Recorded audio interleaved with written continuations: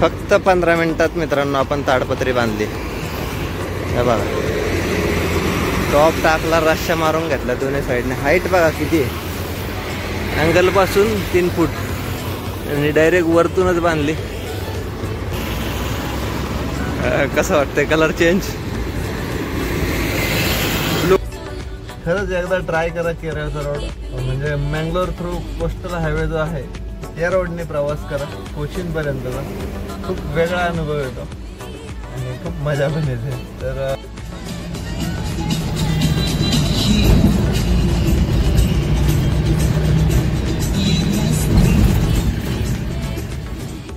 चला घेऊया डिझेल भरून। सध्या आपण आहे माहीमध्ये आणि होतं आपल्या गाडीमध्ये डिझेल फुल। माही हे पॉंडिचेरीच्या अंडर येतं, केंद्रशासित प्रदेश असल्यामुळे डिझेलचा रेट खूप कमी आहे। मित्रांनो गाडीत सध्या कंडिशन बघा, असं वाटतं एक दिवस एक सेपरेट ब्लॉग बनवावा लागणार आहे आपल्याला, गाडीमध्ये काय सामान घ्यायचं प्रवासामध्ये। कारण येताना तिकडून असं फुल होऊन जात आहे। आता ते इनोलप वरती, अगरबत्ती वरती, पिशव्या, खायच्या पिशव्या आतमध्ये, कपड्याच्या पिशव्या आतमध्ये, पाण्याची बॉटल। तर ही आहे सध्याची कंडिशन आपल्या गाडीची। याच्यावरती आपण एक नक्की सेपरेट ब्लॉग घेऊ।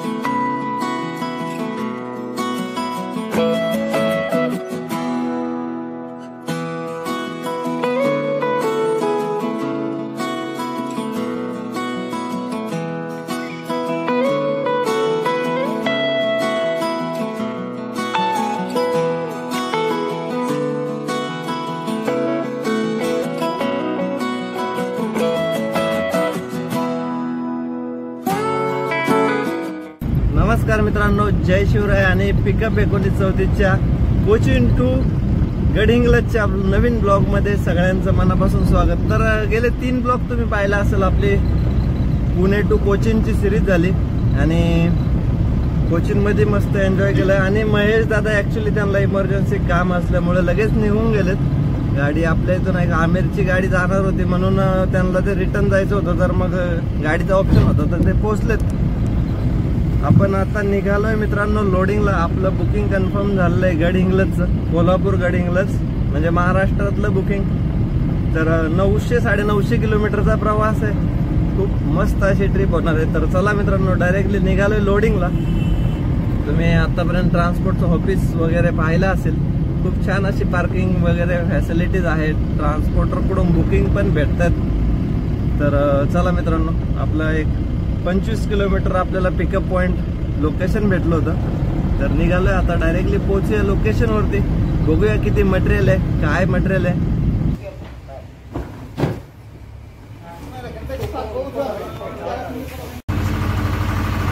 बघू शकता एवढं आहे मटेरियल, एवढी आहे, वरती आहे 1.5 फूट टोटल ताडपत्री पॅक आणि कॅरेज वरती पण थोडे बॉक्स। सध्या असा आहे लुक आपल्या 1934चा। मटेरियल आता तुम्ही पाहिलं असेल तर अराउंड 1.5 टनाच्या आसपास लोड आहे, 7 फूट हाईट जाते आणि हे घेऊन आपल्याला जायचं आहे गडहिंग्लजला।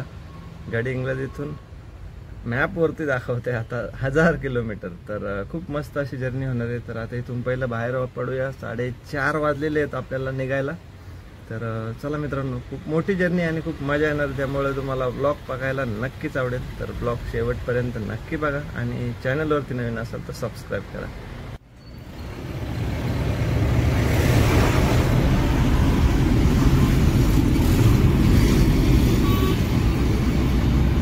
मस्त अशी बिल्डिंग आहे ना।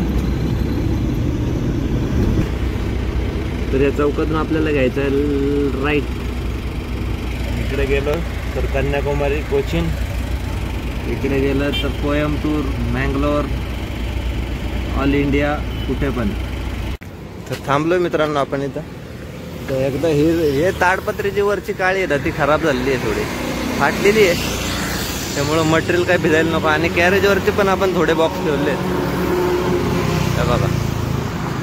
तर सेफ्टी काळजी घ्यावीच लागेल. हे बघा ओपन आहे, त्यामुळं जरा एकदा रस्सी मारू, ताडपत्री टाकून पॅक करून घेऊ. की 360 रुपयाला बसली आणि रस्सी 150. 12 बाय 12ची साईज घेतलेली आहे. चला पॅक करून घेऊ. फक्त 15 मिनिटात मित्रांनो आपण ताडपत्री बांधली. हे बघा, टॉप टाकला, रश्या मारून घेतला दोन्ही साईडने. हाईट बघा किती आहे, अँगल पासून 3 फूट आणि डायरेक्ट वरतूनच बांधली.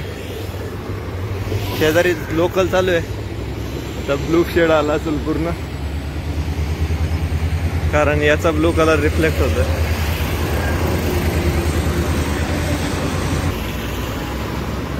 कसं वाटतंय कलर चेंज, ब्लू कलर. तिकडे समोरच आपली गाडी लावली आहे आणि हे हॉटेल आहे. तर बोललो आता जेवण पण उरकून घेऊ, कारण 6:30 वाजलेत आणि भूक पण लागलेली आहे. सकाळी राईस खाला होता त्याच्यावरती बोललो एकदा जेवण करू, म्हणजे मग थांबायलाच नको, कारण आपण मँगलोर मार्गे जाणार आहे. आता जर गेलं तर सत्यमंगलमचा घाट बंद होईल, त्यामुळे कोयंबतूर जरी 150 किलोमीटर आणि सत्यमंगलम तिथून 60 किलोमीटर असलं, 200 किलोमीटर जरी असलं तरी घाट रात्री 9ला बंद होतो, त्यामुळे तिकडून जाऊन उपयोग नाही आहे. तर मँगलोरचा रोड चांगला आहे आणि आता आपण ताडपत्री मारली, किती जरी पाऊस आला तरी काही प्रॉब्लेम नाही. प्रवास आता मस्त सेफ्टी करता येईल. हवा मागाशी ॲक्च्युली रेग्युलरली आपण गाडीमध्ये हवा कमी ठेवत असतो, म्हणजे ओव्हरलोड नसल्यामुळे 70-75चीच हवा आपल्या मागच्या चाकांना असते.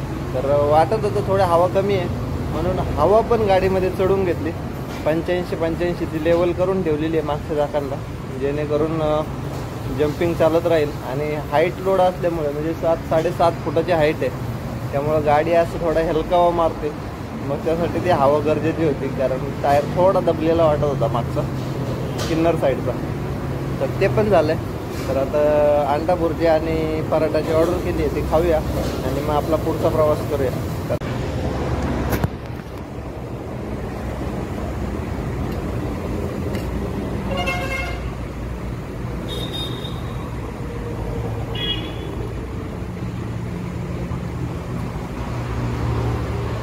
तीन पराठे आणि एक अंडा भुर्जी. तर जेवण छान होतं आणि लाईटच होतं, कारण भूक भरपूर लागली होती, म्हणून जेवण उरकून घेतलं. तर इथून माही मार्गे निघालोय, कारण माहीला डिझेल भरता येईल. माही आहे इथून 211 किलोमीटर, बट 7 तास दाखवते. म्हणजे केरळचे जे रोड आहेत तर त्याच्यावरचं ट्रॅफिक तुम्हाला ह्या 7 तासावरतून अंदाज आला असेलच की आपल्याला का टाइम लागतोय, कारण इकडे रस्ता उरकत नाही. किती अंतर असलं तरी भरपूर असा टाइम जातो आणि हा टाइम कव्हर करत करत आपल्याला मँगलोरला पोहोचायचं. मँगलोर वरतून उडुपी आणि उडुपी नंतर मग पोहोचणार आहे आपल्या गडहिंग्लजच्या लोकेशनला. तर करूया आपली जर्नी एन्जॉय. कसं वाटतंय, काय काय बघायला भेटतंय, त्यामुळे ब्लॉग शेवटपर्यंत नक्की बघा. तर पोहोचलोय मित्रांनो आपण त्रिसूरला. हा सर्कल लक्षात आला असेल, ज्यांनी लास्टचे ब्लॉग पाहिले असतील त्यांच्या लक्षात असेल. Jubilee mission, Navya hotel. तर ही आहे त्रिसूर सिटी. आता इथून पुढे आपल्याला टोटली सिंगल रोडनेच जायचंय.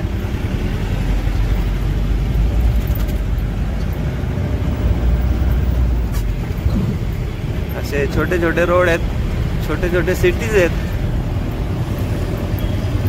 मस्त असं चर्च आहे साईडला. तर चलो त्रिसूर क्रॉस करून घेऊ. आता इकडे रस्ता उरकणार नाही. खरंच एकदा ट्राय करा केरळचा रोड, म्हणजे मँगलोर थ्रू कोस्टल हायवे जो आहे या रोडने प्रवास करा कोचीन पर्यंतचा. खूप वेगळा अनुभव येतो आणि खूप मजा पण येते. तर चला जरा फ्रेश झालो, कारण थकून जातो माणूस या प्रवासात, उरकत नाही. कंटिन्युअसली घेर बदलावा लागतो, हाईट जास्त असल्यामुळे बॅलन्स सांभाळावा लागतो झोल्यापासून वाचण्यासाठी. कारण जागेवर असे गपकणे असे वाहतात, गपकणे. तर खूप मजा येते या रोडला गाडी चालवताना, पण थकतं पण तेवढंच. तर थोडं फराळ केला, भूक लागली होती.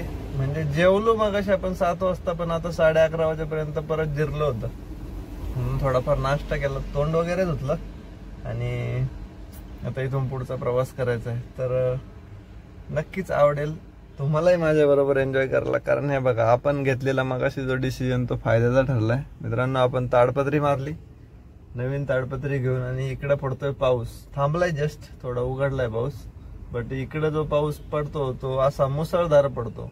आणि कार्टनच्या बॉक्स वरती ती आपली जुनी ताडपत्री किती वेळ दम धरणार हे तर काय माहित नव्हतं. म्हणून बरं झालं आपण घेतलेलं डिसिजन फायदाच झाला. मटेरियल काही भिजणार नाही, वरतून पॅक आहे पूर्ण, त्यामुळे पावसापासून मटेरियलला काही प्रॉब्लेम नाहीये. तर चला,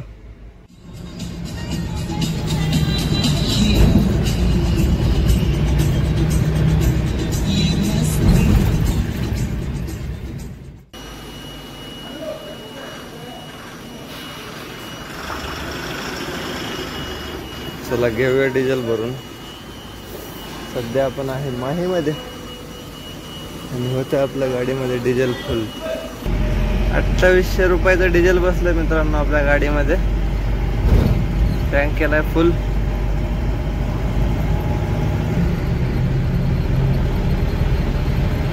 टायर पण खूप गरम झालेत, कारण हा रोड मित्रांनो गरम याच्यामुळेच होतो की जे प्रेशर वाढतं इकडं रोडला लेवल नसल्यामुळे.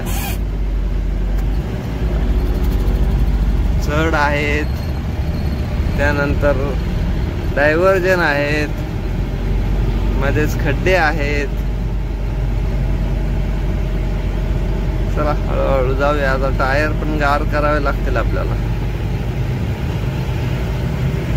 बघू शकताय टँक फुल केलाय आपण 2800 मध्ये. डिझेल बाहेर निघालाय, पण तरी पण आपला काटा बघा फुल नाही झाला. माही पॉंडिचेरीच्या अंडर येतं,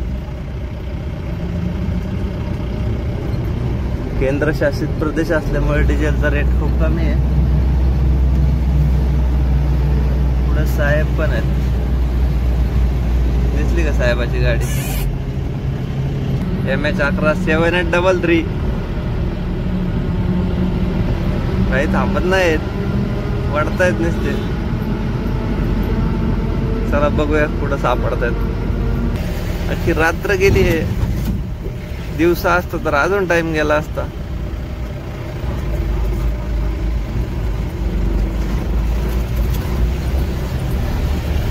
उजेडायला लागलाय, बघू शकताय.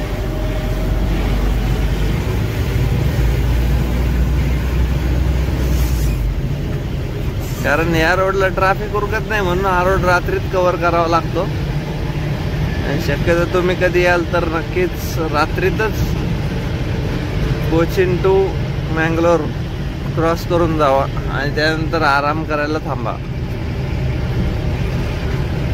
दिवसा भरपूर ट्रॅफिक असतं या रोडला. 200 किलोमीटर सुद्धा पूर्ण दिवसभरात क्रॉस होत नाही, एवढा जाम होत आहे. चला मित्रांनो, आपण आता पोहोचलोय मँगलोरला, म्हणजे जवळ बाय मँगलोर. तर आता केरळचा दुसरा टोल नाका लागला आपल्याला. एक आपण निघालो त्यावेळेस लागला होता 80 रुपये, आणि हा आता किती लागतोय काय माहित, ते टोटल हिशोबात ऍड करू.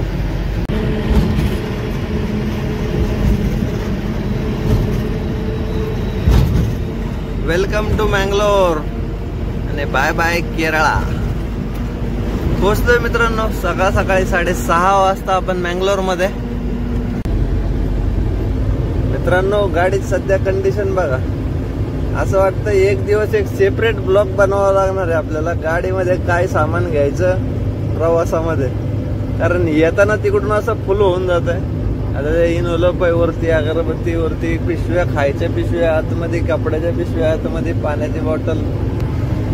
तर ही आहे सध्याची कंडिशन आपल्या गाडीची. याच्यावरती आपण एक नक्की सेपरेट ब्लॉग घेऊ, जो की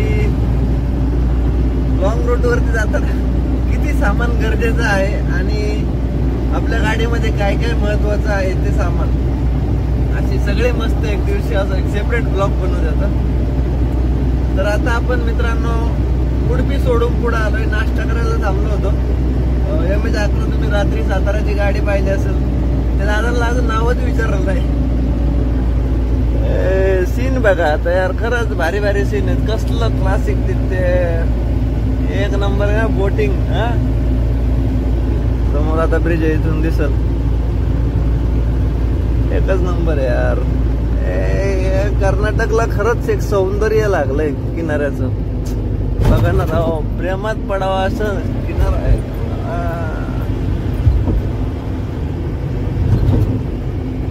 नक्कीच आवडला असेल. अजून एक भारी सीन आहे तो पुढे. एकदा आपण लास्ट टाइम कारवारची याची मँगलोरची ट्रिप केली होती आणि कोचीनची पण ट्रिप केली होती, त्यावेळेस दाखवला होता. तर आज नक्की जाऊ. परत काही जवळ आला असेल आता. तर आता नाश्ता केलाय, तोंड धुतलंय, निघालोय पुढे. सगळ्यांना गुड मॉर्निंग. तर चला पोहोचूया आता बीच वरती. तुला भारी समुद्र किनारा आहे तो, आता तुम्हाला दाखवतो.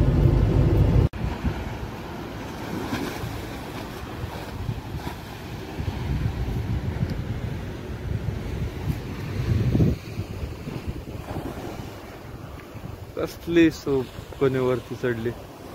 तर कसा वाटला मित्रांनो बीच? बीच वरती ही लाट एक नंबर. कुत्रा कुत्रा भिजलं. तिकडे जरा खोल आहे समुद्र, त्यामुळं ते लाटेला फोर्स आहे.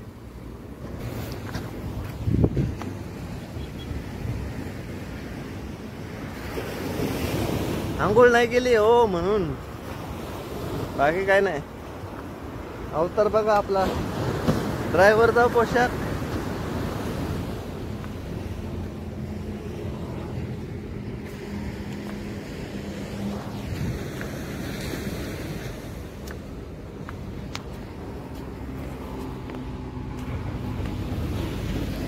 चला गाडीचा पण फोटो काढू.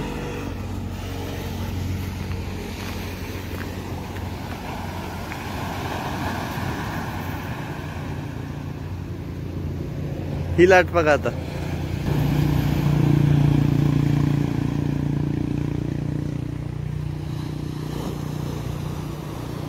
येऊ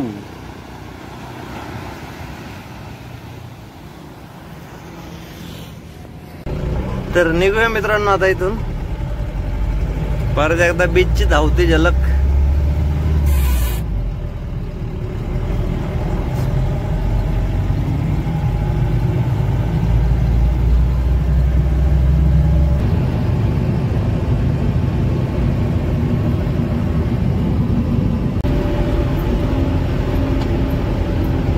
लास्ट टाइम आपण ह्या डोंगराच्या ढाळावरती आंघोळ करायला थांबलो होतो.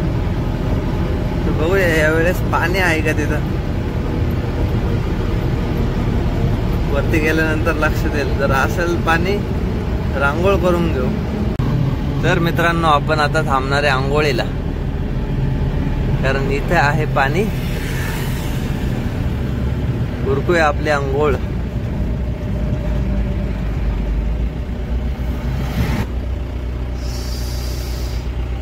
ते बघा तिकडे आहे आंघोळीला, आणि बऱ्याचशा गाड्यावाले थांबतात. तर आपण पण घेऊया आंघोळ करून. तर हा बिफोर, आणि त्यानंतर आता बघूया आंघोळ झाल्यानंतर